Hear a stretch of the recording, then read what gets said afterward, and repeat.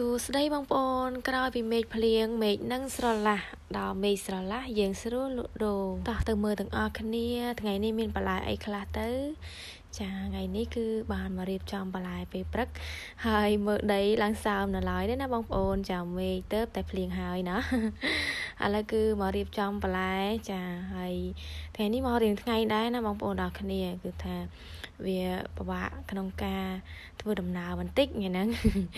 ចាឥឡូវគឺយើងបានមករៀបចំបន្លែហ្នឹងហើយมันមានអីច្រើនទេបងប្អូនអ្នកគ្នាគឺថាមួយថ្ងៃគឺយើងតែការដាំមានតែការលក់ដូរតែប៉ុណ្្នឹងឯងគ្មានអីបង្ហាញបងប្អូនក្រៅពីនឹងទេហ្នឹងហើយក៏បង្ហាញបងប្អូនពីទស្សនវិជ្ជាក្នុងការលក់ពីមួយថ្ងៃទៅមួយថ្ងៃអញ្ចឹងណាចាឥឡូវគឺយើងមករៀបចំបន្លែរបស់យើងហើយថ្ងៃនេះដែរគឺថាបន្លែនេះគឺដករៀងពេលព្រឹកហើយខ្លះគឺដកពេលល្ងាចហ្នឹងហើយឥឡូវក៏បានរៀបចំបន្លែខ្លះៗឲ្យបងប្អូនទស្សនាទាំងអស់គ្នាហ្នឹងហើយមានបងប្អូនមួយចំនួនគាត់ចង់ដឹងថាមានអ្នកណាគេកាន់កាមេរ៉ាឲ្យខ្ញុំអញ្ចឹងណាចាវីដេអូនេះគឺខ្ញុំនឹងបង្ហាញមុខអ្នកកាន់កាមេរ៉ាឲ្យតែម្ដងបងប្អូនចាំទស្សនាដល់ចប់នឹងឃើញទាំងអស់គ្នាហ្នឹងហើយឥឡូវគឺយើងមករៀបចំបន្លែសិនចាហើយថ្ងៃនេះគឺថាมันបានក្លុំហំហួនអីទេគឺធម្មតាបានហើយចាគឺអត់សូវត្រជាក់ដែរណាបងប្អូនហើយក៏អរគុណបងប្អូនអរគ្នារាល់ការទស្សនាវីដេអូរបស់ខ្ញុំមានពាក្យសរសើរពាក្យជូនពរអីច្រើនចាអរគុណខ្លាំងមែនទែនចាមានអីក្រៅពីពាក្យអរគុណបងប្អូនអរគ្នាដែលបានចូលទស្សនាក្នុងវីដេអូខ្ញុំរាល់វីដេអូនីមួយចាគឺមានអ្នកចំនួន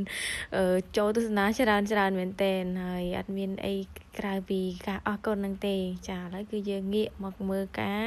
រៀបចំបន្លែរបស់យើងគឺថាអត់មានអីប្លែកពីធម្មតាទេគឺរៀងដដែលបន្តិចចាមុខដដែលបន្លែក៏ដដែលរៀបអង្គុយមើលបងស្រីស្អាតបងប្រុសស្អាតមើលដើរអញ្ចឹងណាចាហើយក៏រៀបបន្លែបន្តទៀតចាហើយថ្ងៃនេះមានរឿងហួសចិត្តមួយបងប្អូនចាគឺមកព្រឹកហ្នឹងណា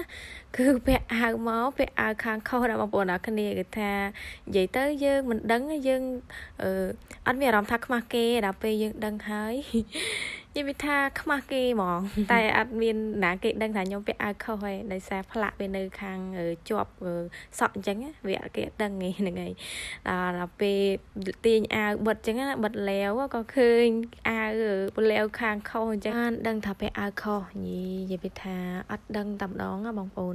ហ្នឹងហើយអញ្ចឹងក៏ដោះអាវដូរវិញទៅមានអីបើពាក់អាវខុសមានបលិសចាប់ណាហ្នឹងហើយឥឡូវគឺថានួមុខអ្នកកាមកាមេរ៉ាឲ្យបងប្អូនបាច់ឆ្ងល់ទេចាហើយថតគេគឺអៀនរហូតគេឲ្យចេញមុខគេគឺពាក់ម៉ាស់រាល់ថ្ងៃហ្មងបងប្អូនចាឥឡូវឃើញមុខប៉ុណ្ណឹងបានហើយឃើញមុខអ្នកលក់វិញឥឡូវរៀបបន្លែរបស់យើងអត់តន់ហើយទេគឺថាបន្លែនៅរៀបពីមួយដាក់មួយ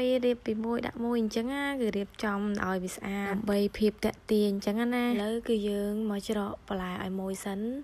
ចាឲ្យមើលថ្ងៃនេះស្ពៃទឿរបស់ខ្ញុំគឺថាឡើងផ្កាអស់ហ្មងបងប្អូនស្ពៃទឿគឺយើងដាំដំណើរគ្នាប៉ុន្តែមានអ្នកខ្លះផ្កាមុនអ្នកខ្លះផ្កាក្រោយចាគឺដាំរដងអត់ដែរផ្កាទេដល់ពេលវគ្គនេះគឺថាវាអាខ្លះផ្កាអាខ្លះអត់តន់ផ្កាអញ្ចឹងណាហើយមិននិយាយពីថាដើមទេឡើងស្រួយខ្ញោកតែម្ដងហើយបើឆានិយាយពីថាជាតិហ្មងណាហើយមើលដើមគាត់តែប៉ុណ្្នឹងសោះផ្កាដែរថ្ងៃនេះបន្លែមានប្រមាណមុខទេប៉ុន្តែបន្លែរបស់ខ្លួនឯងមានតែប៉ុណ្្នឹងហើយបន្លែរបស់បងគឺអត់តន់យកមកដល់ទេចាគឺគាត់ឡើងបេះពេលព្រឹកអញ្ចឹងណាហើយអត់តន់យកមកដល់ទេស្មាននេះហើយមើលស្ពៃកញ្ញាញគឺថាឡើងសស្គូហ្មងដូចលីបលេមើលមុខសាឡាត់វិញគឺថាឡើងញ៉ាំស្រស់តែម្ដងណោះហ្នឹងហើយមើលអង្គុយនៅទល់មុខបងស្រីហ្នឹងគឺថាគឺឃើញឡើងក្រហមងាលឡើងពេញកធនតែម្ដងចាគឺផ្កាល្ពៅណាបងប្អូនអរគ្នាគឺថាតំណងហើយផ្កាល្ពៅច្រើនមែនតើឥឡូវគឺថាបងប្អូនយើងក៏ដាំបានច្រើនហ្នឹងហើយមិនមែនមានកន្លែងហ្នឹងទេមានកន្លែងផ្សេងទៀតហ្នឹងហើយនេះគឺនៅទល់មុខកន្លែងខ្ញុំលក់ហ្មងថាឃើញឡើងក្រហមពេញកធនហ្មងគួរឲ្យចង់ហូបមកនេះឃើញបងស្រីរែកនំចុកលក់ចង់ហូបដែរប៉ុន្តែក៏ដើរហួសចង់ហៅមកវិញដែរតែខ្ជិលហៅបាច់ហូបតែហ្មងអញ្ចឹងហើយមើលបងស្រីគាត់កាន់ត្រួយម្រះឡើងខ្ចីហ្មងឃើញគួរចង់ស្លកកកោចាឥឡូវគឺបងខ្ញុំគាត់បានយកបន្លែមកឲ្យហើយហ្នឹងហើយឥឡូវចាំមើលទាំងអស់គ្នាថាមានបន្លែអីខ្លះរបស់គាត់ហ្នឹងហើយនេះគឺជាស្ពៃខ្មៅចាគាត់ដាំលើដីណាហ ហើយគាត់អត់សូវមានពេលដាំប្រហែលទេបងប្អូនចាគឺគាត់រវល់ខ្លាំងហ្នឹងហើយក៏បានឆ្លៀតដាំខ្លះអញ្ចឹងទៅហើយក៏ឲ្យខ្ញុំលក់ឲ្យគាត់អញ្ចឹងដែរគង់តែរៀបចំអីវ៉ាន់ឥឡូវគឺអ៊ីគាត់មកទិញយើងមកច្រកឲ្យគាត់សិនយើងចាប់អារៀបហើយនេះគឺជាកន្លែងខ្ញុំលក់ហ្នឹងហើយបងប្អូនខ្លះក៏គាត់ស្គាល់បងប្អូនខ្លះទៀតក៏គាត់អត់តន់ស្គាល់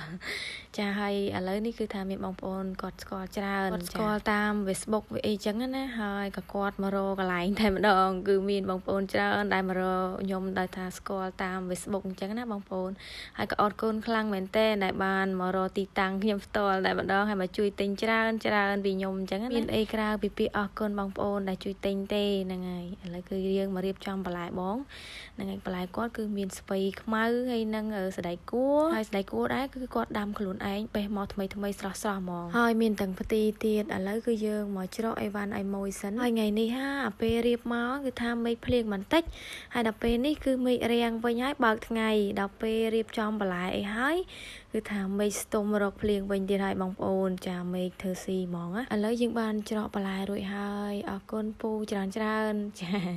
ឥឡូវមេឃភ្លៀងស្រាក់មកទៀតហើយបងស្រីដែលលក់ផ្កាល្ពៅហ្នឹងគឺគាត់លក់អស់ហើយគឺថាគាត់លក់លឿនមែនតើដោយសារបន្លែគាត់ស្រស់ដកមកកាត់មកថ្មីអញ្ចឹងណាអញ្ចឹងគាត់ស្រួលលក់មែនតើគាត់លក់តែមួយផ្លែតអស់ហ្នឹងហើយមកបន្លែរបស់ខ្ញុំនៅសល់តែប៉ុណ្្នឹងដែរណាបងប្អូនចាគឺយើងលក់បដា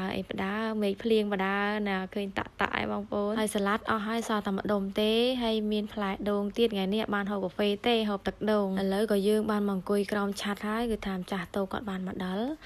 ចាហើយក៏អង្គុយហៅភ្ញៀវហៅម៉ួយអីខ្លះចឹងណាហើយខ្ញុំលក់នេះដែរគឺនៅក្នុងផ្សារស្រែអំបិលខេត្តកោះកុង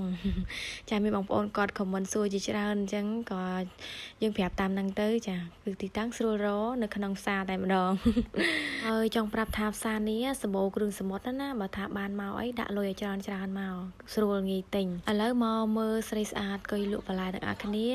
ហើយវីដេអូនេះគឺមានតែប៉ុណ្្នឹងទេបងប្អូនអាចទស្សនាដល់ចប់បានហើយបើមានការបកស្រាយទាំងណាំសំរុំបងប្អូនទាំងគ្នាអបិយទោសឲ្យខ្ញុំផងឥឡូវនេះបងប្អូនអាចស្ដាប់សំឡេងស៊ីនទាំងអស់គ្នាអរគុណច្រើនបាយមើលហើយហាមញ៉ាំម្នាក់ឯងណាគេអត់មានរួយមកតោញ៉ាំនេះដាក់ដងរួយមកតោអីដៃគួរអីដៃគួរចាអីបណ្ដងពាន់អីមកហើយនេះស្វ័យបណ្ដង2000ចាំមកនេះមកយកដាក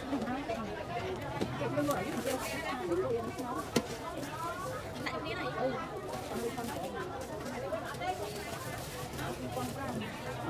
ចា